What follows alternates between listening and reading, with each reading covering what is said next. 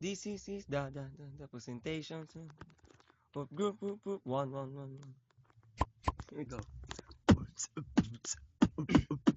Yo, nandito mga kandidato, kasama ko si Lani at si Gary Barumbado. Siya ay nangangandidato bilang isang pangulo. Siya daw inyong iboto, tataas ang inyong pondo, magtiwala sa kanya. Buhay nyo ay giginhawa, hindi siya manloloko, Barumbado lang talaga.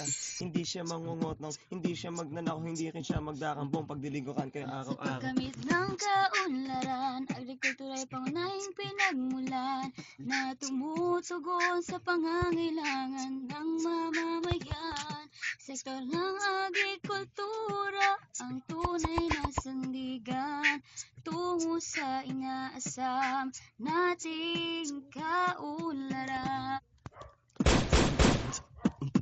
Kami ay magsasaka at nanghihingi ng tulong sa mga nangangandidato para aming maisulong ang aming pundasyon para mabiging solusyon dating naganap na korupsyon dahil sa inyo mawakasan iyon. Kami ding mangingisda, meron ding limitasyon sa paghuli sa isda, sinusuway namin iyon ang paggamit ng dinamita para na maraming mahuli. Sana dahil sa inyo mapigilan nyo na kami at ang mga hayop na wala ng tahanan, pati hayop ay sinakop at nilapastangan at mga hayop nagtatago.